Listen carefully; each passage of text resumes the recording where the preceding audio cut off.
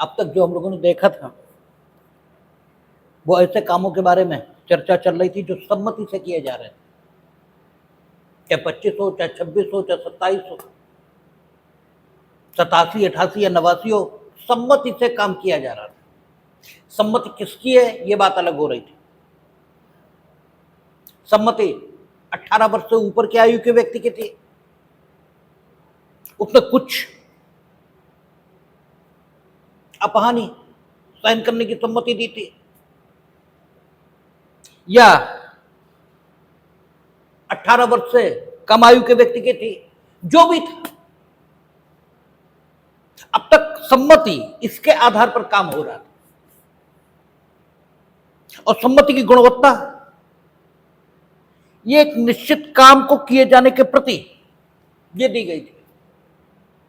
सम्मति के आधार पर एक काम और किए जाने की सम्मति दी गई थी, और वो काम या तो व्यक्ति के फायदे के लिए था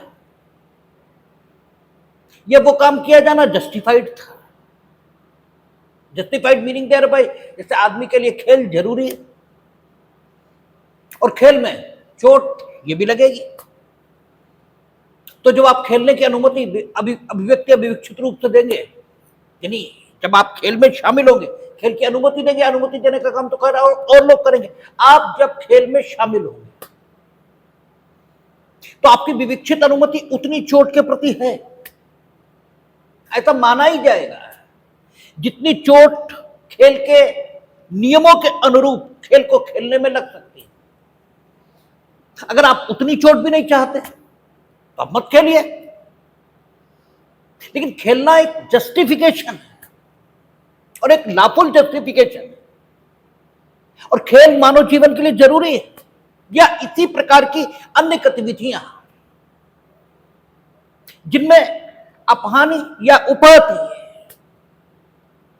ये कारित होने का अवसर होता है, लेकिन इसके बाद भी वे गतिविधियां मानव जीवन के लिए जरूरी हैं, और पता होता है कि इनमें अपहानि होगी,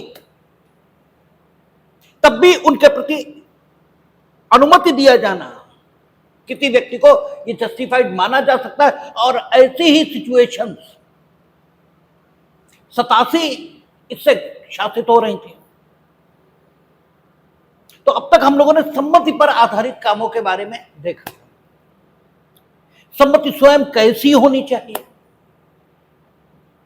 इसके संबंध में हम लोगों ने देखा था सेक्शन 28 कि सम्मति का प्रकार, सम्मति की गुणवत्ता ये किस तरह की हो ताकि आप आपराधिक दायित्व से मुक्त रहें। अगर सम्मति उस गुणवत्ता से कम है जो धारा 28 यहां बताई गई है, तो सम्मति होते हुए भी आप आपराधिक दायित्व से मुक्त नहीं माने जाएंगे। अब सवाल ऐसे कामों के बारे में है जो सम्मति से किए ही नहीं जाएंगे, क्योंकि सम्मति देने के लिए कोई उपस्थित होगा ही नहीं जिसकी सम्मति ली जा सके। लेकिन फिर भी मानव जीवन में ऐसी स्थितियां आती रहेंगी जिनमें सम्मति के बिना भी काम करना ये जस्टिफाइड माना जाए। इसलिए क्योंकि आदमी अगर आदमी है तो उसमें आदमियत के गुण होंगे,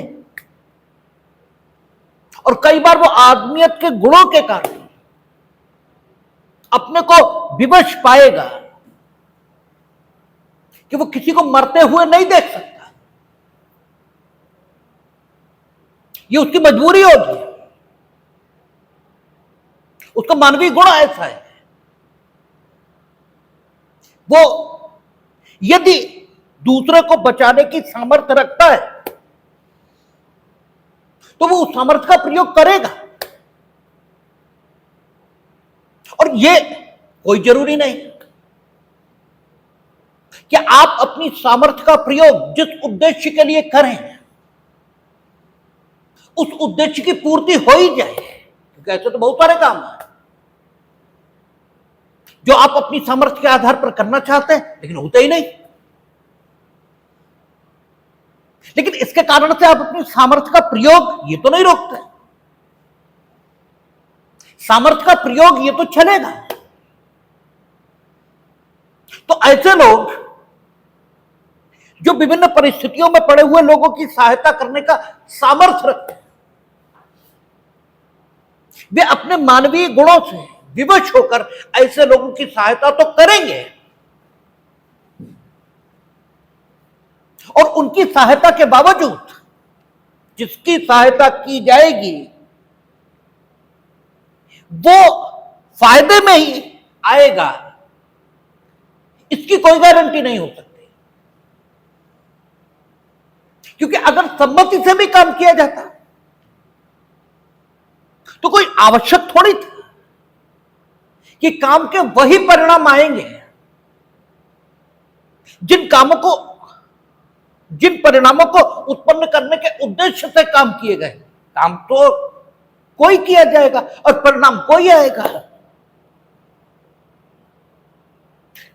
लेकिन इसके कारण से कि एक काम का अनाशयित परिणाम आया है, हम कामों का होना नहीं रोक सकते। तो इसी स्थिति को उपबंधित किया गया है किसमें? सेक्शन 30 और आईपीसी में सेक्शन 92। यहां सम्मति देने के लिए कोई नहीं है और व्यक्ति ऐसी दशा में आ गया है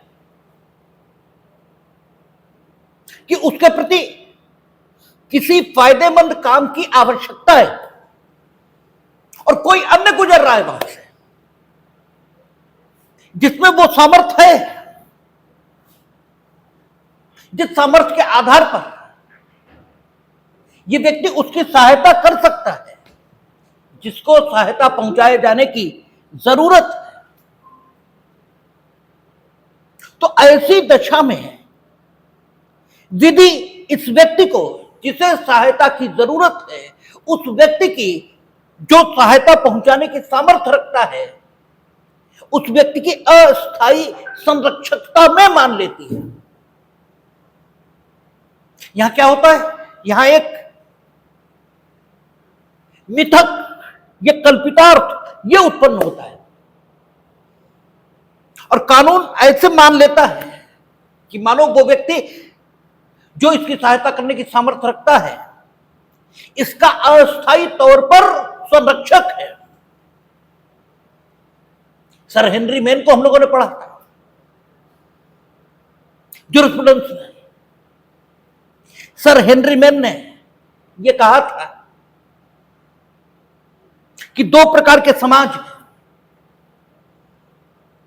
एक प्रिमिटिव सोसाइटी है, एक प्रारंभिक समाज है और दूसरा प्रगतिशील समाज है। उन्होंने एक थ्योरी दी थी कि प्रिमिटिव सोसाइटीज जो प्रारंभिक समाज है, वहां विधि का संचलन प्रास्थिति से संविदा की ओर होता है।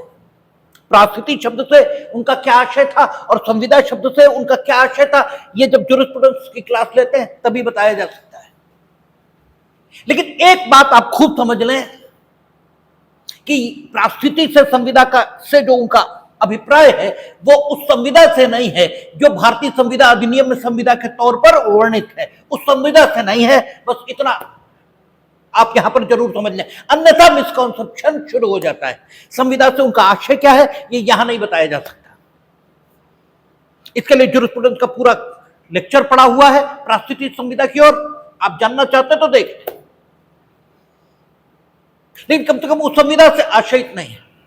तो वो कहते हैं कि प्रगतिशील जो समाज है, ठीक है, उसमें इससे आगे की बात होती है, जबकि प्रिमिटिव स्टेट में जो प्रारंभिक समाज है वहां विधि का संचलन प्रास्थिति से संविदा की ओर होता है। और जब प्रारंभिक समाज प्रगतिशील समाज में बदलता है तो वहां विधायन, कल्पितार्थ, ठीक है, इन तकनीकों के माध्यम से कानून का जन्म यह होना शुरू हो जाता है। तो वो कहते हैं कल्पितार्थ, इसे वो परिभाषित करते हैं। वो कहते हैं कि कानून क्या कर सकता है, कानून किसी स्थिति को इस प्रकार वर्णित कर सकता है कि कुछ माना जाएगा जबकि इनफैक्ट वो नहीं होगा। कुछ मान लेने की जो बात कानून में की जाती है,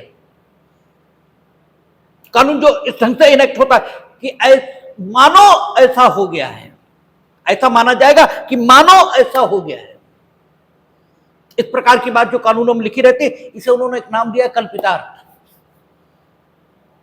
तो सेक्शन 92 ये सेक्शन 30 BNS, इसमें भी कल्पितार्थ का प्रयोग हुआ है। और दो व्यक्ति जिसे सहायता की जरूरत है, उस व्यक्ति की अस्थायी संरक्षकता में माना जाएगा जो सहायता देने की स्थिति में है। और जब अस्थायी संरक्षकता यहां मान ली जाएगी तो किसी की सम्मति की जरूरत है ही नहीं, ठीक है ना। जब हमने अस्थायी संरक्षकता, टेम्परेरी गार्जियनशिप ये मान ली है इस आदमी की जो सहायता देने की स्थिति में है, तो फिर संरक्षक को अपने संरक्षित के प्रति उसके फायदे के लिए कोई भी काम करने की अनुमति रहती है, भले ही उस काम का रिजल्ट जो संरक्षित किया गया उसके फायदे में ना आए। बस देखना केवल इतना है कि संरक्षक दुराशय से काम नहीं कर सकता, अर्थात वो संरक्षक इसको नुकसान पहुंचाने के लिए काम नहीं करेगा। काम जो उसे करना है वो फायदे के लिए करना है, भले ही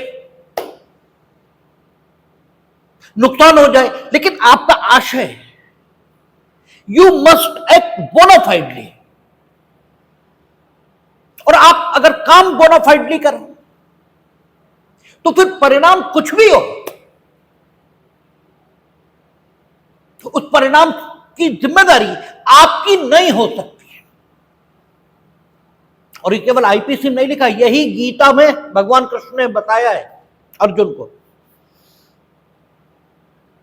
कि what ever is your duty you must perform that. उसका परिणाम क्या होगा इससे तुम्हारा कोई मतलब नहीं है, ना उसके लिए तुम दायित्व के अधीन हो, but you must act bonafidely, you must perform your duty bonafidely. बस आप अपना काम सिर्फ ठीक से करें, परिणाम क्या आएगा इसका मतलब ही नहीं। आप जब अपना काम ही ठीक से नहीं कर रहे हैं तब गड़बड़ है। आप कंपटीशन में सेलेक्ट नहीं हुए, मत होइए, 20 बार मत होइए, कोई दिक्कत नहीं, लेकिन you must act bonafidely, you must perform your duty. आपकी ड्यूटी थी तैयारी है, आपने वही नहीं की। जब वही नहीं की फिर आखिर आप किस ढंग से और किस मुंह से किसी को दोष दे सकते? और अगर वो ठीक से की है और फिर सिलेक्शन नहीं तो कोई गलत बात नहीं है। दुनिया में सैकड़ों लोग जिन्होंने किसी चीज की तैयारी की और सेलेक्ट नहीं हुए, लेकिन उस तैयारी ने उनके जीवन को ऐसा बनाया कि वो उस जगह जिसके लिए उन्होंने तैयारी की है उस जगह से बहुत बड़ी जगहों पर पहुंच गए। तो आपको सिर्फ और सिर्फ अपना काम ठीक ढंग से करना चाहिए, बस वही बात यहां है। क्योंकि यह व्यक्ति अस्थायी तौर पर संरक्षक माना गया इस व्यक्ति का जो परेशानी में पड़ा है, तो इसे अनुमति की जरूरत नहीं बची, क्योंकि यह अस्थायी तौर पर संरक्षक इसका मान लिया गया। जब अस्थायी तौर पर संरक्षक मान लिया गया तो सीधी सी बात है अब यह इस व्यक्ति के हित में, क्योंकि संरक्षक एक पॉजिटिव शब्द है और इसका आवश्यक रूप से जो अर्थान्वयन किया जाएगा वो इसी ढंग से कि संरक्षक संरक्षित के हित के विपरीत काम नहीं कर सकता। अगर संरक्षक संरक्षित के हित के विपरीत काम कर रहा है तो उसे संरक्षक कहा ही नहीं जा सकता, और अगर कहा जा रहा है तो गलत कहा जा रहा है।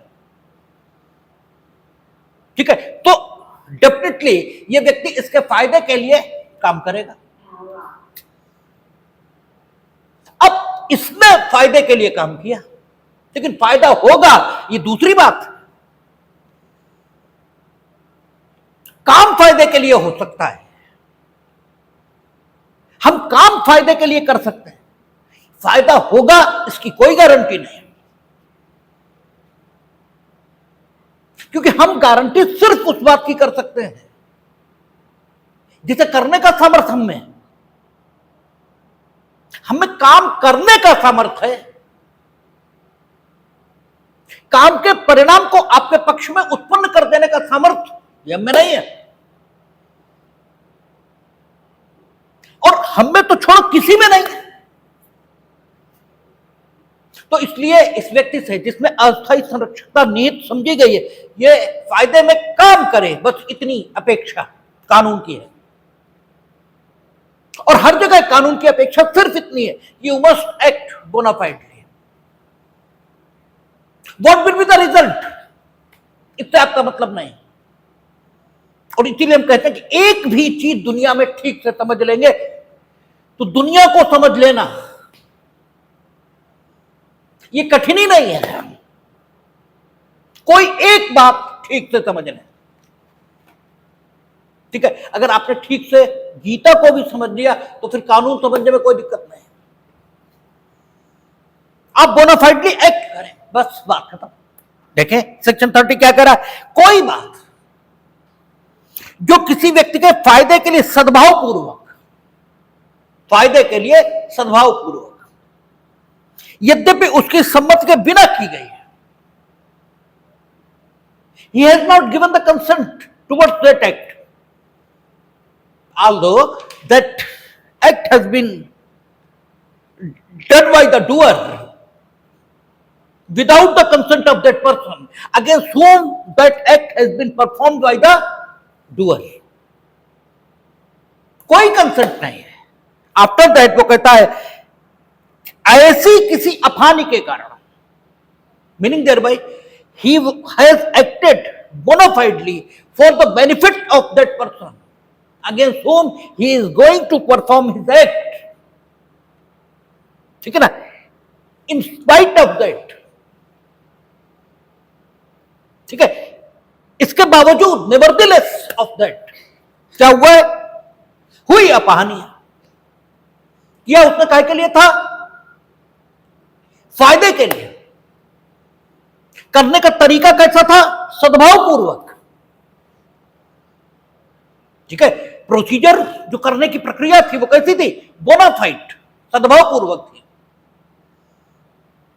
जो इंड रिजल्ट था आशयित, जो उसके द्वारा आशयित था वो क्या था, संबंधित व्यक्ति का फायदा, यह आशयित था। और हुआ क्या, अपहानी, ठीक है। लेकिन इसके कारण कि उसे अपहानी हो गई,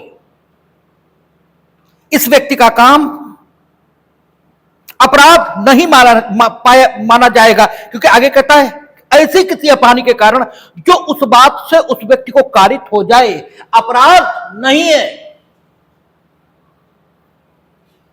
ठीक है ना, यह अपराध नहीं है। यद्यपि उसने उसकी कंसेंट के बिना काम किया, लेकिन उसने किया कैसे, सद्भावपूर्वक। क्यों किया, इस व्यक्ति के फायदे के लिए। हुआ क्या, अपहानी, हुआ क्या, अपहानी हुई है। After that you can not say that he has committed an offence, उसने अपराध नहीं किया, लेकिन आपको मनमर्जी कानून के नाम पर चलाने की अनुमति यह नहीं दी जा सकती। और आप अपनी मनमर्जी न चलाने लगे कानून के नाम पर, इसलिए अगला जो सेक्शन का लेटर पार्ट है वो इनेक्ट हुआ, यानी विदाउट कंसेंट आप किसी के हक में काम करना शुरू कर दें, तो इसकी इजाजत आपको नहीं दी गई। क्यों क्यों नहीं दी गई? क्योंकि हम वही बात जो कहा करते हैं कि अगर तुम भगवान को ढूंढ लोगे तो तुम उसी भगवान को ढूंढोगे जो तुम ढूंढ पाओगे। उससे अतिरिक्त कैसे ढूंढ सकते हो भाई? तुम जो ढूंढ सकते हो वही तो ढूंढोगे। और तुम अपनी क्षमता तो नहीं कहें, इस संदर्भ में तो औकात शब्द का प्रयोग करना ज्यादा ठीक होगा। तुम अपनी औकात को जरा देख लो कि तुम कैसा व्यक्ति ढूंढ पाते हो। तुम जिन्हें अच्छा आदमी कह के ढूंढते हो वो कितने अच्छे साबित होते हैं, ये तो सबको मालूम है। तो तुम जिस भगवान को ढूंढोगे वो तुम्हारा भगवान होगा ना। और तुम्हारा भगवान कैसा भगवान होगा ये तुम ही तय कर लो। इसलिए भगवान तुम्हारे ढूंढे नहीं मिल सकता। भगवान जब मिलेगा तब भगवान की ही कृपा से मिलेगा। जब भगवान ही कृपा करेंगे तभी मिलेगा। इसीलिए गोस्वामी जी ने लिखा ना, सोई जाने जिसे देहु जनाई, यानी आपको वही जान सकता है जिसे आप खुद अपने को जनवा देते हो। ठीक है? और जानने के बाद जो स्थिति घटती है वो क्या है? जानत तुम्हें ही हुई जाए। ठीक है?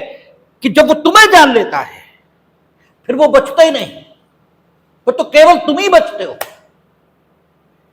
इसके अलावा कोई नहीं बचता। तो इसलिए आपकी बुद्धि पर भरोसा नहीं हो सकता। ठीक है, नो डाउट आपको कुछ परिस्थितियों में सम्मति के बिना दूसरे के प्रति काम करने की अनुमति दी जा सकती है। लेकिन अगर परिस्थितियां बताई नहीं गई कि किन परिस्थितियों में आप ऐसा कर सकते हैं, तो फिर आपके लिए अपनी मर्जी चलाने का रास्ता खुल जाएगा।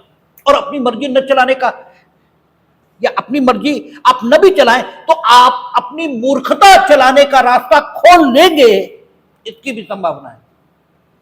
चलो हम ये नहीं कह रहे आप बदतमीज आदमी, आप अपनी मन मर्जी चलाएंगे, लेकिन अपनी मूर्खतावश तो ऐसे निर्णय ले सकते हैं। और जब आप मूर्खतावश निर्णय लेंगे तो अंततः अगर अपहानि हुई, अगर फायदा हुआ तब तो कोई बात नहीं, लेकिन अगर अपहानि हुई तो सोसाइटी की अपहानि होगी। इसलिए लेटर पार्ट इनेक्ट किया और उन्होंने खुद बता दिया ऑब्जेक्टिवली। ठीक है, वस्तुनिष्ठ रूप से उन्होंने तय कर दिया कि सेक्शन 30 द्वारा दिए गए अधिकार का या सेक्शन 92 आईपीसी द्वारा दिए गए अधिकार का आप प्रयोग किन परिस्थितियों में करेंगे। मीनिंग देयर बाय आप किन परिस्थितियों में व्यक्ति की सम्मति के बिना भी उसके फायदे के लिए सद्भावपूर्वक काम कर सकते हैं। और यदि परिस्थितियां वैसी हुई जैसी लेटर पार्ट में बताई गई तो डेफिनेटली आपके द्वारा कृत कार्य किसी ऐसी अपहानि के कारण अपराध नहीं माना जाएगा जो अपहानि आपके कार्य से ही ऐसे व्यक्ति को कारित हो जाए। तो इसलिए सेक्शन में समझने लायक जो है वो आप तब भी समझ सकते हैं जब कानून के विद्यार्थी न हो, कोई और स्ट्रीम पढ़ लें, दुनिया में कुछ भी पढ़ लें, लेकिन आपको दिखाई देगा। हमने बार बार आपसे कहा किताब पढ़ने की जरूरत नहीं है, जिंदगी को पढ़ने की जरूरत है। क्योंकि जिसने किताब लिखी उसने भी पहली बार जिंदगी को ही पढ़ा था, उसके बाद उसने किताब लिखी है। तो किताब सिर्फ प्रमाण हो सकती है उस अनुभव का जो लेखक ने किया। तो कायदा तो यह कहता है कि विद्यार्थी के रूप में आपको लेखक के अनुभव पर पहुंचना चाहिए, और जब आप लेखक के अनुभव पर पहुंचेंगे तो किताबें आपके लिए बेकार हो जाएंगी। इसीलिए कहा जाता है गीता कृष्ण के लिए कोई महत्व नहीं रखती, क्योंकि कृष्ण गीता को जीते हैं। आपके लिए गीता महत्व रखती है, और आपके लिए भी नहीं रखेगी। जिस दिन आप कृष्ण की अनुभूति को या कृष्ण की स्थिति को हासिल कर लेंगे, उस दिन गीता सिर्फ इस बात का प्रमाण रह जाएगी कि हां आपने कृष्ण की स्थिति को हासिल कर लिया। क्यों? अब गीता आपके लिए महत्व नहीं रखती। इसलिए जो विद्वान हैं उनके लिए किताबें कोई महत्व नहीं रखती। तो कौन सी परिस्थितियां जिनमें आप इस शक्ति का प्रयोग कर सकते हैं। आगे लिखिए, कहते हैं यदि परिस्थितियां ऐसी हों कि उस व्यक्ति के लिए यह असंभव हो कि वह अपनी सम्मति प्रकट करे, ठीक है ना, जिसके फायदे के लिए सद्भावपूर्वक काम किया जाना है, वो ऐसी दशा में है कि उसके लिए असंभव है। असंभव, असंभव का मतलब असंभव ही होता है। वो बोल नहीं सकता लेकिन सिर हिला सकता था, असंभव नहीं था। असंभव का मतलब असंभव है। असंभव का मतलब और कुछ होता नहीं। एक तो सबसे बड़ी दिक्कत यह है कि आप शब्दों को उनके संपूर्ण विस्तार में नहीं, सीमित विस्तार में समझते हैं। जैसे हमने कई बार कहा ना कि असीम आपसे कहा जाए तो आपके ध्यान में क्या आने लगता है कि कुछ बहुत बड़ा, और कुछ कितना भी बड़ा क्यों ना हो उसमें सीमाएं तो होंगी। और चूंकि असीम का मतलब है सीमाहीन, इसका मतलब यह हुआ कि असीम की कल्पना आप कर ही नहीं सकते, इसका मतलब यह निकला। और चूंकि ईश्वर असीम है इसलिए आप ईश्वर की कल्पना कर ही नहीं पाते, कर ही नहीं सकते, क्योंकि आपका कोई अनुभव नहीं है का, आपके पास कोई भाषा में शब्द नहीं, क्योंकि असीम को भी आप सीमाओं में ही देखते हैं, कहते जरूर असीम है, ठीक है। तो शब्द को पूरे विस्तार में देखना। उसने कहा असंभव मीनिंग देयर बाय असंभव, बस असंभव को आप अन्य किसी भी ढंग से नहीं देखेंगे। उसने कहा यदि उस व्यक्ति के लिए यह असंभव हो कि वह अपनी सम्मति प्रकट करे या वह व्यक्ति सम्मति देने के लिए असमर्थ हो, दो अलग अलग बात है। उस व्यक्ति के लिए असंभव है कि वह सम्मति प्रकट करे, कोमा में है, असंभव है उसके लिए सम्मति प्रकट करे क्योंकि कोमा में, मूर्छा में है, या उसके लिए ठीक है असमर्थता है कि वह अपनी सम्मति प्रकट करे, यानी बोल नहीं सकता, हाथ घायल है, आंखें दिखाई जरूर दे रही हैं लेकिन आंखों का झपकना भी बंद है, आंखें झपक भी नहीं रही, ताकि आप पूछो भैया हम कर लें और वो आंखें झपका के भी उत्तर दे, ऐसा भी नहीं हो रहा है, ठीक है। और उसका कोई संरक्षक या उसका विधिपूर्ण भार साधक कोई दूसरा व्यक्ति न हो, मौके पर कोई उसका संरक्षक या कोई विधिपूर्ण भार साधक, ये भी नहीं, जिससे ऐसे समय पर सम्मति अभिप्राप्त करना संभव हो कि वह बात फायदे के साथ की जा सके। यानी मौके पर कोई नहीं है जिससे आप पूछ सको कि हम ये बात इसके फायदे के लिए कर दें या न कर दें, यानी अत्यावश्यकता की स्थिति है, अति आवश्यकता की स्थिति है और वहां कोई नहीं है। ऐसी दशाओं में विधि अस्थायी संरक्षकता इसकी कल्पना करती है।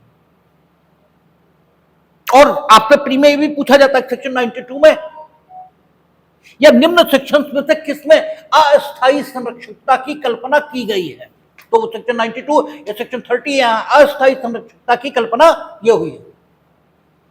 अब ये व्यक्ति इस व्यक्ति के संरक्षक की तरह काम करना शुरू कर देता है फॉर द टाइम बीइंग, क्योंकि वही हमने कहा कि आप कार्यों के प्रकार के आधार पर भी किसी को किसी ठीक है किसी का रिश्तेदार ये घोषित कर सकते हैं। हमने आपको एक बार चर्चा में कहा था कि विक्रम बेताल की कहानी देखेंगे आप तो उसमें एक कहानी सुनाई जाती है, एक महिला से 3 लोग विवाह करना चाहते हैं, ठीक है, महिला की मृत्यु हो गई है,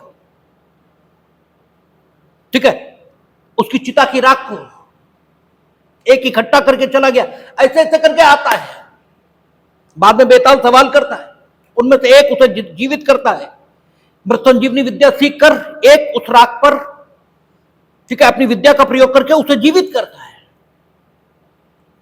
लेकिन राख उसके पास से मिलती है जो उसकी राख को लेकर ठीक है सन्यासी हो गया था। प्रश्न उठता कौन शादी करे, तो उन्होंने कहा इसका रिश्ता तो पिता का है जिसने मृत संजीवनी विद्या का प्रयोग किया है, ये जन्म दे रहा है, तो ऑब्जेक्टिव एनालिसिस है, ठीक है, जो जन्म देता है वो पिता है, जो पालन करता है वो पिता है। ठीक है, तो रिश्तों की व्याख्या अलग अलग ढंगों से हो सकती है, वैसी ही रिश्ते की व्याख्या यहां हुई है। कानून ने कहा नहीं कि वो अस्थायी तौर पर संरक्षक है, लेकिन जो परिस्थिति है उसमें वो संरक्षक की तरह व्यवहार कर रहा है। जब संरक्षक की तरह व्यवहार कर रहा है, उसका कोई संबंध नहीं है इससे, ये व्यक्ति संबंध देने में असमर्थ है, परिस्थितियां ऐसी हैं, और ये सद्भाव पूर्वक इसके फायदे के लिए काम कर रहा है। सद्भाव पूर्वक उसके फायदे के लिए काम करता कौन है? संरक्षक। तो ऑब्जेक्टिवली यहां तय हुआ है कि व्यक्ति अस्थायी तौर पर संरक्षक होने की चूंकि भूमिका में आ गया और कानून ने इसकी मान्यता अस्थायी संरक्षकता की इसको दे दी, इसलिए इसे अस्थायी तौर पर संरक्षक माना जाएगा।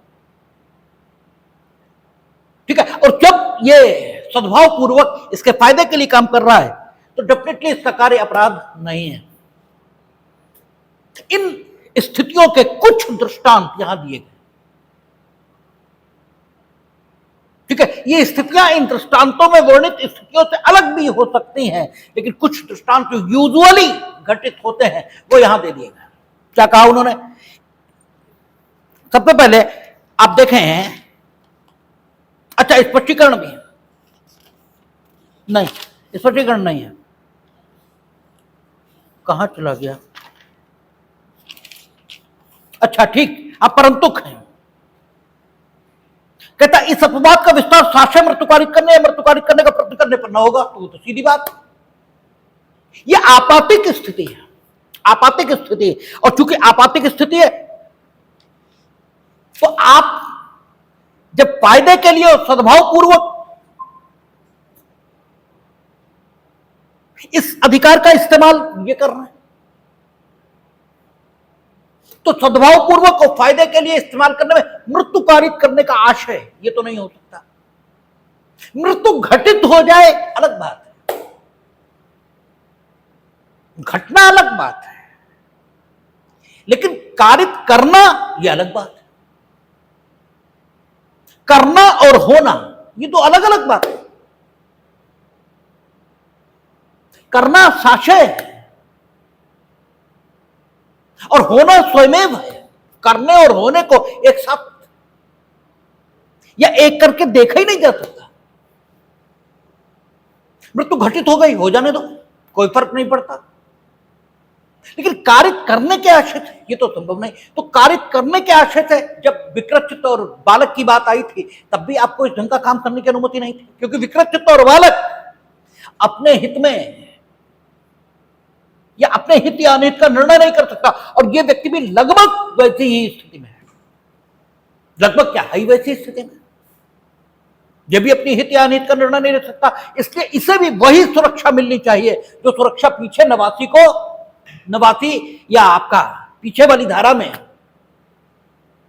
27 में मिलती हुई आई है। किसको? विकृत या अवयस्क। तो वही इलस्ट्रेशन और वही अपवाद यहां भी उठाकर रख दिए गए। साक्ष्य मृत्यु कारित करने पर नहीं होगा। और दूसरा, अगर उस कार्य जिसको आप करना चाहते हो फायदे के लिए सद्भाव पूर्वक, उसमें मृत्यु कारित होने की संभावना है, तो ये रिस्क, इसकी मृत्यु का उठाना केवल तभी जस्टिफाइड कहा जाएगा आपके पार्ट पर, जबकि कार्य जो आप करना चाहते हो उससे मृत्यु, घोर उपाधि, घोर रोग या अंग शैथिल्य है, इसको निवारित करना उद्देश्य हो, तभी आप ऐसा काम करने में जस्टिफाइड माने जाओगे जिसमें मृत्यु की संभावना है। और घोर उपाधि के संबंध में भी वही बात है। घोर उपाधि कारक काम आप ऐसे व्यक्ति के प्रति जो अपनी सम्मति देने में आपके कार्य के प्रति असमर्थ हो रहा है, केवल तभी जस्टिफाइड माने जाओगे जब घोर उपाधि कारक कार्य कैसा हो। घोर उपाधि, मृत्यु, घोर रोग या अंग शैथिल्य के निवारण के प्रयोजन के लिए ही करना आपके द्वारा आशयित हो। ठीक नहीं, सॉरी, हाँ, खाखंड में इन्होंने मृत्यु या घोर उपाधि एक साथ ले लिया है। मृत्यु या घोर उपाधि दोनों को एक साथ ले लिया, वहां अलग अलग है मृत्यु या घोर उपाधि। और वहां तीसरे खंड में घोर उपाधि को लिया और मृत्यु को दूसरे में और इन्होंने यहां दूसरे इलस्ट्रेशन में ही मृत्यु या घोर उपपत्ति दोनों को शामिल कर दिया, और यहां एक तीसरा इलस्ट्रेशन भी लाए, इलस्ट्रेशन कह रहे हैं तीसरा एक्सेप्शन भी लाए। और तीसरे एक्सेप्शन में है, उसने कहा इस अपवाद का विस्तार मृत्यु या उपाधि के निवारण के प्रयोजन से भिन्न किसी प्रयोजन के लिए स्वेच्छा उपाधि कारित करने या उपाधि कारित करने के प्रश्न पर भी न होगा, क्योंकि व्यक्ति ऐसी दशा में है कि वो सम्मति नहीं दे सकता, उसका संरक्षक भी नहीं है, इसलिए विधि और भी ज्यादा कठोर हुई है। और उसने यह भी कह दिया कि उपाधि कारित करने का प्रश्न भी आप साशय से नहीं करेंगे यदि आपका आशय मृत्यु या उपाधि, इसका निवारण ही नहीं है, या तो मृत्यु निवारण, ठीक है, उपाधि कारित करना चाहते तो भी आपका जो उद्देश्य होना चाहिए वो क्या होना चाहिए, मृत्यु और उपाधि का निवारण। घोर उपाधि कारित करना चाहते तो आपका उद्देश्य क्या होना चाहिए, मृत्यु, घोर उपाधि, घोर रोग और अंग शैथिल्य का निवारण। मृत्यु का कारित करने की संभाव्यता वाला काम करना चाहते हैं, ठीक है ना, तो आपका जो आशय होना चाहिए वो भी इन चार में से एक। उपाधि जानबूझकर पहुंचाना, ये केवल तब जब मृत्यु या उपाधि इसका निवारण प्रयोजन हो, और मृत्यु कारित करने के लिए तो काम करेंगे ही नहीं आप, घोर उपाधि कारित करने के लिए तो काम करेंगे ही नहीं, उपाधि कारित करने के लिए ये काम करने का कोई हक आपको नहीं, केवल फायदा। इसके लिए उपाधि, घोर उपाधि और मृत्यु कारित होने की संभाव्यता वाले काम करने की इजाजत आपको है, और वो भी उन्हीं परिस्थितियों में जो दृष्टांतों में बताएगा, ठीक है ना, या उन्हीं परिस्थितियों के अधीन, यानी मृत्यु के या घोर उपाधि के निवारण के लिए, ठीक है, घोर रोग या घोर अंग शैथिल्य इसके निवारण के लिए, आदि आदि। अब आप दृष्टांत देखें, कहता है या अपने घोड़े से गिर गया और मूर्छित हो गया। अब चूंकि मूर्छित हो गया तो सम्मति देना उसके लिए असंभव हो गया है, ठीक है ना, मूर्छित हो गया। का एक शल्य चिकित्सक, ये सर्जन है, का एक शल्य चिकित्सक का यह विचार है कि या के कपाल पर शल्य क्रिया आवश्यक है। कपाल यानी स्कल, ये जो सिर का हिस्सा है, ठीक है, यहां पे दो बोन्स मारी जाती हैं, ओसिपिटल और पैराइटल। तो ये कपाल पर शल्य क्रिया जरूरी है, का सर्जन है, और वो ये मान रहा है कि ओसिपिटल और पैराइटल बोन जो है स्कल की, इस पर सर्जरी ये जरूरी है, और वो मूर्छित, सम्मति देने में असमर्थ हुआ है। का या कि मृत्यु करने का आशय न रखते हुए, मृत्यु करने का आशय नहीं होता, किंतु सद्भाव पूर्वक या के फायदे के लिए, या के स्वयं के किसी निर्णय पर पहुंचने की शक्ति प्राप्त करने के पूर्व ही कपाल पर शल्य क्रिया करता है। का ने कोई अपराध नहीं किया, परिणाम कुछ भी हो, ठीक है, दृष्टांत में उन्होंने नहीं लिखा कि परिणाम क्या हुआ, लेकिन अब परिणाम कुछ भी हो, उसका फायदा हो नुकसान हो, इससे कोई मतलब नहीं। He has committed no offense because he is acting bona fidely and for the benefit of that person who is in coma, ठीक है। दूसरा देखें, या को एक बाघ उठा ले जाता है, ये जानते हुए कि यह संभाव्य है कि गोली लगने से मर जाए, यानी मृत्यु की संभाव्यता पता है आपको, और मृत्यु की संभाव्यता जानने वाला काम आप कर रहे हो, लेकिन काय के लिए, मृत्यु से, क्योंकि बाघ या तो मृत्यु कारित कर देगा, घोर उपाधि ये तो कारित करेगा ही, घोर रोग या अंग शैथिल्य भले ही नहीं, लेकिन इन दो बातों में से एक बात तो हो ही जाएगी, ठीक है। यह जानते हुए कि संभाव्य है कि गोली लगने से या मर जाए, किंतु या का वध करने का आशय न रखते हुए और सद्भाव पूर्वक या के फायदे के आशय से का उस बाघ पर गोली चलाता है, का की गोली से या को मृत्युकारक घाव हो जाता है, का ने कोई अपराध नहीं किया, ठीक है, क्योंकि परिस्थितियां ऐसी हैं कि वो अपनी सम्मति देने में असमर्थ हो गया है, बाघ उठा ले गया, उसने कोई सम्मति नहीं दी, तो पुकारा भी नहीं सहायता के लिए। ये इलस्ट्रेशन आता है, ये इलस्ट्रेशन ऐसे ही रखा मिलता है, और ये पूछा जाता है।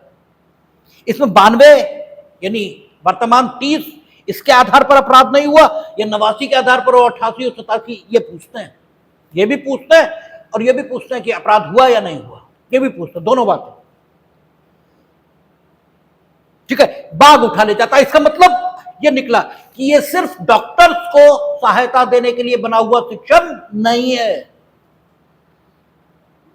ठीक है, इस दृष्टांत से यह बात निकल रही है, क्योंकि बाघ उठा ले गया, इसका मतलब जीवन की अन्य स्थितियों को भी यह शिक्षण लागू होगा। ठीक है, आगे कहता है का एक शल्य चिकित्सक। अब देखिए 3 इलस्ट्रेशन आएंगे जो डॉक्टरों से संबंधित है और एक जीवन की अन्य स्थितियों से संबंधित है, नहीं दो जीवन की अन्य स्थितियों से, 2 डॉक्टरों से संबंधित है। कहता है का एक शल्य चिकित्सक ये देखता है कि बालक की ऐसी दुर्घटना हो गई है जिसका प्राणांतक साबित होना संभाव्य है। संभाव्य कहा जा सकता है क्योंकि प्राणों का अंत हो सकता है, क्योंकि डेफिनेटली तो कुछ भी नहीं पता क्या होगा। ठीक है, यदि शल्यकर्म तुरंत न कर दिया जाए, यदि सर्जरी तुरंत न की जाए तो मृत्यु हो सकती है। इतना समय नहीं है कि उस बालक के संरक्षक से आवेदन किया जा सके। इसका मतलब डॉक्टर संरक्षक को जानता भी है। इस दृष्टांत से यह बात क्लियर हो रही है कि संरक्षक को जानता है, लेकिन he has no time to apply for the consent of the guardian। ठीक है ना, that is why he is going to act bona fidely। ठीक है, का सद्भाव पूर्वक बालक के फायदे का आशय रखते हुए बालक के अन्यथा अनुनय करने पर भी शस्त्र कर्म करता है। बालक यह भी कहता रहा मेरा ऑपरेशन मत करो, बालक यह भी कहता रहा। ठीक है, कहता है बालक के अन्यथा अनुनय करने पर भी शस्त्र कर्म करता है। कहने कोई अपराध नहीं किया, परिणाम कुछ भी हो, परिणाम कुछ भी हो। बालक असमर्थ है अपने फायदे के लिए सम्मति देने में। 89 में, ठीक है, आपने देखा था वहां बालक को असमर्थ माना, तो यहां भी बालक को असमर्थ माना, और यहां बालक का अर्थ वही लिया जाएगा 12 वर्ष से कम, क्योंकि 12 वर्ष से ऊपर सम्मति देने में समर्थ मान लिया जाएगा, तब मामला 88 में पहुंच जाएगा। ठीक है ना, या आपका किसमें 27 या 28 उसमें पहुंच जाएगा, जो भी है। ठीक है, तब मतलब वहां पहुंचेगा। लेकिन यहां अन्यथा अनुनय करने पर भी उसने कोई अपराध नहीं किया। एक बालक या के साथ का एक जलते हुए ग्रह में है। अब दूसरी सिचुएशन आ गई, का और या बालक है और का वयस्क है, दोनों एक जलते हुए घर में है। ग्रह के नीचे लोग एक कंबल तान लेते हैं। का उस बालक को यह जानते हुए कि संभाव्य है कि गिरने से वह बालक मर जाए, किंतु उस बालक को मार डालने का आशय न रखते हुए सद्भाव पूर्वक उस बालक के फायदे के आशय से ग्रह छत पर से नीचे गिरा देता है। यहां यदि गिरने से वह बालक मर भी जाता है तो भी का ने कोई अपराध नहीं किया। ठीक है, स्पष्टीकरण कहता है केवल धन संबंधी फायदा वह फायदा नहीं है जो धारा 26, 27 और इस धारा के भीतर आता है। यानी आपको लगता था कि इसके पास बहुत सारा सोना पड़ा हुआ है और ये बेहोश है, इसलिए इसके पैसे को बचाने के लिए आप उसका काम उसे होश में लाने का प्रयत्न करने लगे और आपने कोई ऐसा तरीका अप्लाई किया जिससे वो मर गया, तो स्थिति ये बनेगी कि आप प्रोसिक्यूट होंगे। जब आपको लगता है कि बेहोशी के कारण जीवन जा सकता है, धन बचाना नहीं, धन वो फायदा नहीं है, जीवन ही वो फायदा है। और ये बात दृष्टांतों से भी स्पष्ट हो रही और सेक्शन के भाव से भी निकलकर यही आ रहा है। ठीक है, तो ये आपका 92 या 30। अब 31 कहता सद्भाव पूर्वक दी गई संसूचना। कहता सद्भाव पूर्वक दी गई संसूचना उस अपहानि के कारण अपराध नहीं है जो उस व्यक्ति को दी गई, जिसे वह दी गई है, यदि वह उस व्यक्ति के फायदे के लिए दी गई। पहली बात, संसूचना सद्भाव पूर्वक दे, दुर्भाव पूर्वक दी। ठीक है, तो इस धारा का संरक्षण नहीं मिलेगा। और ये ध्यान रखें कि यहां सद्भाव का अर्थ वो नहीं लिया जाता है जो सामान्य बोलचाल में सद्भाव का अर्थ लिया जाता है, क्योंकि सद्भाव का अर्थ अधिनियम ने स्वयं स्पष्ट कर दिया। इसलिए हर बात दुर्भाव से हुई कही जाएगी यदि वह उस प्रकार के सद्भाव से नहीं कही गई जो की गई, जो सद्भाव यहां अधिनियम में बताया गया है।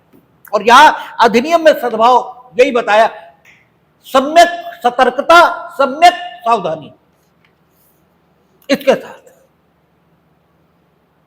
ठीक है, कहता है का एक शल्य चिकित्सक एक रोगी को सद्भाव पूर्वक यह संसूचित करता है कि उसकी राय में वह जीवित नहीं रह सकता। इस आघात के परिणाम स्वरूप उस रोगी की मृत्यु हो जाती है। का ने कोई अपराध नहीं किया, यद्यपि वह जानता था कि उस संसूचना से उस रोगी की मृत्यु कारित होना संभाव्य है। मेरे विचार से यह दृष्टांत स्थिति को पूर्णतया स्पष्ट नहीं करता, इसलिए इसमें ड्राफ्टिंग की कमी है। देखिए धारा क्या कह रही है, धारा कह रही है सद्भाव पूर्वक दी गई संसूचना उस अपहानि के कारण अपराध नहीं है जो उस व्यक्ति को दी गई है, जो उस व्यक्ति को जिसे वह दी गई है, जो उस व्यक्ति को हो जिसे वह दी गई है, यदि वह उस व्यक्ति के फायदे के लिए दी गई हो। यानी सद्भाव पूर्वक संसूचना फायदे के लिए दी जानी चाहिए। अगर इस दृष्टांत में यह लिखा होता कि वो आदमी बेहद गरीब है, उसका घर बिकने जा रहा था, उसका सारा कुछ बिकने जा रहा था, और डॉक्टर ने सद्भाव पूर्वक उसे संसूचित किया, वो जीवित नहीं रह सकता, उसने अपने घर बेचने का निर्णय स्थगित कर दिया, तब फायदे के लिए दी गई। दृष्टांत किसी फायदे को वर्णित नहीं कर रहा, दृष्टांत सिर्फ इतना कह रहा है कि का एक शल्य चिकित्सक ने सद्भाव पूर्वक मरीज को संसूचना दी कि उसकी राय में वो जीवित नहीं रह सकता। अब इसके कारण अपहानि हो गई, ठीक है ना, पेशेंट को, तो वो लायबल नहीं है। इसमें फायदा कौन सा है पेशेंट का, जबकि सेक्शन फायदे की बात कर रहा है कि सद्भाव पूर्वक संसूचना आप तब दें जब फायदे के लिए। ठीक है, जैसे ये फायदा है कि भाई आपको कैंसर हो गया, आप हायर सेंटर पर जाएं, जो फायदा है, क्योंकि फायदे का प्रकार नहीं बताया। ठीक है, सेक्शन में भौतिक या कैसा, यानी फायदा किसी भी प्रकार का हो सकता है, लेकिन कोई फायदा हो तो, और जो कुछ दृष्टांत में लिखा उसमें कोई फायदा वर्णित नहीं हुआ। आप देख ले दृष्टांत को पढ़कर। ठीक है, तो फिर कहा का एक शल्य चिकित्सक एक रोगी को सद्भाव पूर्वक यह संसूचित करता है कि उसकी राय में वह जीवित नहीं रह सकता। इस आघात के परिणाम स्वरूप रोगी की मृत्यु हो जाती है। का ने कोई अपराध नहीं किया, यद्यपि वह जानता था कि उस संसूचना से रोगी की मृत्यु कारित होना संभाव्य है। फायदा कहां आया पेशेंट का, फायदा तो कोई वर्णित ही नहीं है। इसलिए मेरे हिसाब से यह दृष्टांत धारा की स्थिति को पूर्णतया अभिव्यक्त करने में असमर्थ है, अक्षम है, और यह बेंथम की भाषा में डिजाइन और कॉन्सेप्शन की कमी है, यह ड्राफ्टिंग की कमी है। और यह भी दर्शित करता है कि without application of mind BNS को इनेक्ट किया गया, अदरवाइज ये कमी पकड़ में आनी चाहिए थी। और जब आपने मॉस स्केल पर अमेंडमेंट किया तो इसको सुधारा जाना चाहिए था, लेकिन आपने कुछ भी नहीं किया। जिन्होंने इनेक्ट किया उन्होंने तो नहीं किया। ठीक है, तो ये आपका 93। अब 94, अगर आप आवश्यकता से विवश होते हैं, ठीक है, अगर आप मानवीय गुणों से विवश होते हैं,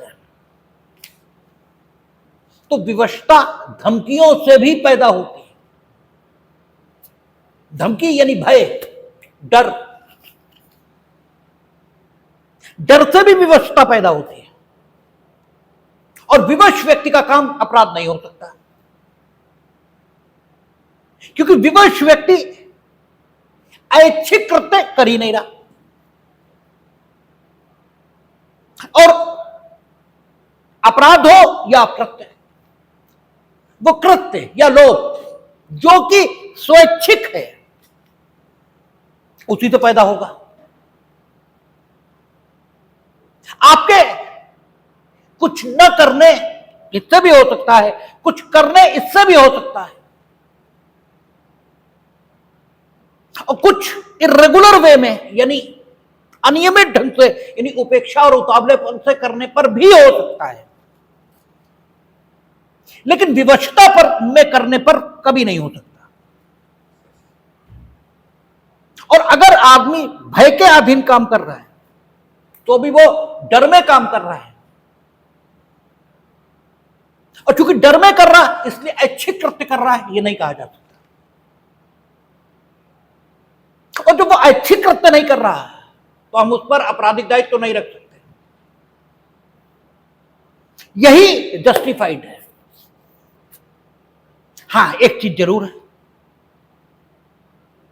अगर उसने खुद अपने लिए ऐसी सिचुएशन पैदा की है जिसमें उसे डर का सामना करना पड़ रहा है, जानता था कि हम ऐसी स्थिति में आ जाएंगे जहां हमें डर का सामना करना पड़ेगा, तब फिर भाई आपने खुद अपने लिए ऐसी स्थिति पैदा की, इसलिए अब आपको विधिक फायदा नहीं मिलना चाहिए, यही जस्टिफाइड है। हां, एक बात और भी है कि कुछ काम ऐसे होते हैं जो किसी भी दशा में किए ही नहीं जाने चाहिए, और हम तो गांधी नेहरू के प्रखर आलोचक इसी बात का ना। अभी एनसीईआरटी में सेंट्रल गवर्नमेंट ने बदलाव किया है, अभी हम देख रहे हैं टीवी पे बड़ा बवाल कांग्रेसियों ने मचाया है, और हम तो बड़े खुश हैं कि होना ही चाहिए, आखिर सच्चाई सामने आनी चाहिए। एनसीईआरटी ने अपने उसमें सिलेबस में बदलाव कर दिया और ये लिखा है लागू हो जाएगा, तो कर तो दिया ही है कि देश के विभाजन से पूर्व नेहरू ने क्या कहा और पटेल ने क्या कहा, ये सारी चीजें पढ़ाई जाएंगी। उसमें ये लिखा है कि नेहरू ने जो भाषण दिया उसमें उन्होंने कहा कि स्थायी शांति के लिए विभाजन को स्वीकार कर लेना ही ठीक होगा, क्योंकि देश को गृह युद्ध में झोंकने से बेहतर विभाजन को स्वीकार कर लेना। और हमारा यह कहना है कि विभाजन किसी भी दशा में स्वीकार नहीं हो सकता, भले ही गृह युद्ध हो, कुछ भी हो, कुछ भी हो, ठीक है। कुछ चीजें हैं वहां पर स्वीकृति हो ही नहीं सकती, उसके लिए कोई जस्टिफिकेशन मान्य नहीं हो सकता। इसका मतलब तुम डरपोक हो, ठीक है, तुम देश का लीडर होने लायक नहीं हो। और यही हमारा कहना है कि भाई उन्होंने बंटवाया, तुमने माना, तुमने स्वीकार किया, तुम देश का बंटवारा स्वीकार करने वाले लोग हो, ये कहो। बाकी तुम बताते हो हमने स्वतंत्रता संग्राम में भाग लिया, अब हम भी मान रहे लिया, लेकिन खाली तुमने लिया ये नहीं है, ठीक है। तुम्हारा योगदान अगर स्वतंत्र कराने में तो तुम्हारा ही योगदान बंटवाने में है, तो मीठा मीठा गप कड़ुआ कड़ुआ थू नहीं होगा। तो खैर ठीक है, सवाल यह कि कुछ चीजें किसी भी सूरत स्वीकार नहीं की जा सकती।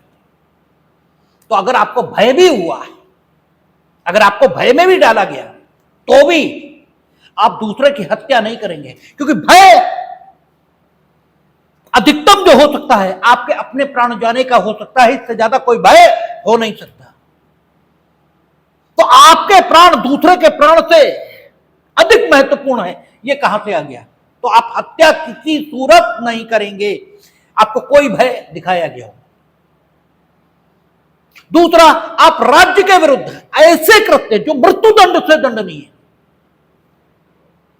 ठीक है, राज्य के विरुद्ध ऐसे कृत्य जो मृत्युदंड से दंडनीय है, वो भी नहीं करेंगे, आपको कोई भय दिखाया गया हो, क्योंकि ये आत्यंतिक, ये एब्सोल्यूट लाइन है जो खींची गई है। फिर एक और बात कि भय किस श्रेणी का हो जो आपको उन्मुक्ति दे दी जाए। प्रत्येक भय के प्रति आपको उन्मुक्ति नहीं दी जा सकती, क्योंकि प्रत्येक भय उस स्तर का भय नहीं माना जा सकता जिसके कारण से आपको आपराधिक दायित्व से मुक्त कर दिया जाए। जो भय की गंभीरता और गुरुता है, जो ग्रीवियसनेस है भय की, वो निश्चित तौर पर ऐसी होनी चाहिए जो आपको वाकई ऐसा भय उत्पन्न करे जिसमें कोई भी व्यक्ति आपको आपराधिक दायित्व से भारित करने में या आपराधिक दायित्व से दायित्वाधीन करने में, ठीक है, सहजता अनुभव न करें। इन सारी बातों के आधार पर सेक्शन 94 या 31 नहीं सॉरी 32 ये इनेक्ट हुआ है। ठीक है, उसने कहा कि हत्या और मृत्यु से दंडनीय उन अपराधों को जो राज्य के विरुद्ध हैं को छोड़कर, ठीक है, इसका मतलब दो बातें तो अलग हो गई इस सेक्शन से। हत्या या मृत्यु से दंडनीय राज्य के विरुद्ध अपराध अगर ये आपने किए तो सेक्शन लागू ही नहीं होगा, सेक्शन तो कोई मतलब ही नहीं। ठीक है, छोड़कर कोई बात अपराध नहीं है जो ऐसे व्यक्ति द्वारा की जाए जो उसे करने के लिए ऐसी धमकियों से विवश किया गया हो जिनसे उस बात को करते समय युक्त रूप से यह आशंका कारित हो गई हो कि अन्यथा परिणाम यह होगा कि उस व्यक्ति की तत्काल मृत्यु हो जाए। यानी भय जो आपको उत्पन्न हो वो ऐसा होना चाहिए कि युक्त रूप से उत्पन्न हुआ यह कहा जा सके। यानी बच्चे ने कहा कि तुम ताला नहीं तोड़ोगे तो हम तुम्हें मार डालेंगे, और तुम ढोंढ रखे हुए थे 75 बरस के और तुमने ताला तोड़ दिया तो तुम अपराधी हो, क्योंकि युक्त कोई आशंका कारित नहीं हुई। युक्त आशंका कारित होनी चाहिए। युक्त का मतलब कोई भी तुम्हारी जगह होता वो उस धमकी के परिणाम स्वरूप तत्काल मृत्यु के भय में पड़ता, तब यह कहा जाएगा कि आपको इस सेक्शन का फायदा दिया जा सकता है। अभी भी नहीं दिया जा सकता। जो युक्त आशंका हो वो किस संबंध में हो? तत्काल मृत्यु के संबंध में, कि अगर काम नहीं किया तो बस इमीडिएट तुरंत मृत्यु होगी हमारी, अब फायदा मिल सकता है। ठीक है, अब आप कोई भी काम जो इन दो कामों से अलग है, कौन से दो काम? हत्या और मृत्यु से दंडनीय राज्य के विरुद्ध अपराध, इन दो कामों से भिन्न है। ऐसा कोई काम कर रहे हैं तो आप कोई अपराध नहीं कर रहे हैं, लेकिन युक्त आशंका आपको कारित हो कि अन्यथा परिणाम मृत्यु होगा। और साथ ही साथ आपने खुद अपने को ऐसी स्थिति में न डाला हो जिसके बारे में आप संभाव्य जानते थे कि अगर आपने इस स्थिति में खुद को डाला तो निश्चित रूप से इस प्रकार का भय आपके सामने आ सकता है। यह कहा लिखा लेटर पार्ट में परंतु में उन्होंने कहा परंतु यह तब जबकि उस कार्य को करने वाले ने अपनी ही इच्छा से यह तत्काल मृत्यु से कम अपनी अपहानि की युक्त आशंका से अपने को उस स्थिति में न डाला हो जिससे कि वह ऐसी मजबूरी के अधीन पड़ गया। ठीक है, उसने कहा अपनी ही इच्छा से अगर तुमने खुद को ऐसी स्थिति में डाल दिया, यह तत्काल मृत्यु से कम अपहानि, इसकी आशंका से तुमने खुद को ऐसी स्थिति में डाल दिया जहां आप ये जानते हो कि आप ऐसी दशा में पड़ सकते हो,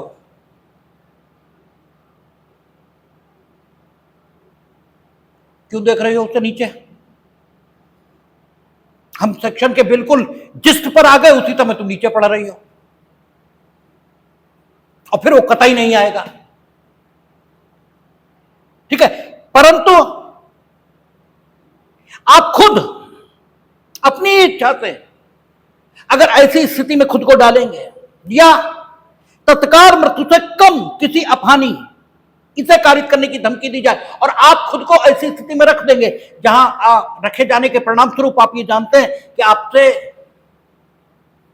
ऐसे काम तत्काल मृत्यु की धमकी देकर कराए जा सकते हैं जो इस धारा के संरक्षण क्षेत्र में आते हैं। ठीक है, तो भी आपको इस धारा के संरक्षण का लाभ नहीं मिलेगा क्योंकि आपने खुद अपने आप को ऐसी स्थिति में डाला। आप जानबूझकर डकैतों के गैंग के सदस्य बन गए। डकैती डालने गए और तुमसे कहा कि ताला खोलो, तुमने ताला खोलने से इनकार किया, उन्होंने कहा मार डालेंगे, अभी ताला खोलो, और तुमने ताला खोल दिया। ताला खोलना ना तो मृत्यु से दंडनीय राज्य के विरुद्ध अपराध था, ना हत्या के विरुद्ध अपराध था। अगर तुम खुद डकैतों के गैंग में शामिल न हुए होते तो डेफिनेटली तुम्हें इस धारा का फायदा मिलता, लेकिन तुम खुद शामिल हुए, इसलिए अब इस धारा का फायदा नहीं मिलेगा।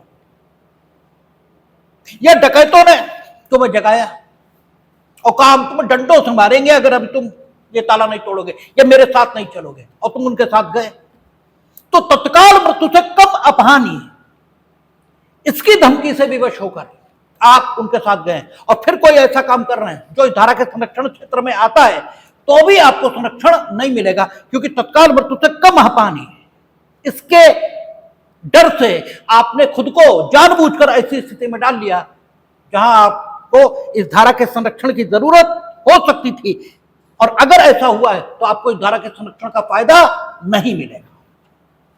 ठीक है ना? इसका मतलब हर पहलू पर इस सेक्शन में बात हुई है। ठीक है, डर ऐसी आवश्यकता पैदा कर सकता है जो आपको आपराधिक दायित्व से मुक्त कर दे, लेकिन आप खुद ऐसी दशा पैदा नहीं करेंगे, और डर सिर्फ तत्काल मृत्यु का होना चाहिए, उससे कम कोई नहीं, और तत्काल मृत्यु का भी हो तो भी दो काम आप बिल्कुल नहीं करेंगे। ठीक है, स्पष्टीकरण कह रहा है वह व्यक्ति जो स्वयं अपनी इच्छा से या पीटे जाने की धमकी के कारण डाकुओं की टोली में उनके शील को जानते हुए सम्मिलित हो जाता है, इस आधार पर ही इस अपवाद का फायदा उठाने का हकदार नहीं है कि वह अपने साथियों द्वारा ऐसी बात करने के लिए विवश किया गया जो विधिना अपराध है। तो ये तो हमने आपको अभी बताया। ठीक है, स्पष्टीकरण दो, डाकुओं की एक टोली द्वारा अभिग्रहित और तत्काल मृत्यु की धमकी द्वारा किसी बात के करने के लिए जो विधिना अपराध है विवश किया गया व्यक्ति, ठीक है, यानी डाकुओं ने पकड़ लिया, उसे अभिग्रहित कर लिया और तत्काल मृत्यु की धमकी दे रहे हैं और उसे विवश कर कि वो काम करे जो विधिना अपराध है। ठीक है, उदाहरणार्थ एक लोहार जो अपने औजार लेकर एक गृह का द्वार तोड़ने को विवश किया जाता है जिसमें डाकू उसमें प्रवेश कर सके, उसे लूट सके, इस अपवाद का फायदा उठाने के लिए हकदार है, क्योंकि वो अपनी इच्छा से शामिल नहीं हुआ, न पीटे जाने की धमकी यानी तत्काल मृत्यु की धमकी से कम अपहानी कारित किए जाने से या कारित किए जाने की धमकी से प्रभावित होकर शामिल हुआ, और उसने वो अपराध किया है जो हत्या या राज्य के विरुद्ध मृत्यु से दंडनीय अपराध की कोटि इसमें भी नहीं आता, तो डेफिनेटली वो इस धारा के संरक्षण क्षेत्र में आता है और उसे इस धारा का संरक्षण मिलेगा। ये यहां तक हो गया। अब सिर्फ एक सेक्शन बचा और बाकी जनरल एक्सेप्शन ये सोमवार से हम लोग देखेंगे, सोमवार को करेंगे बात।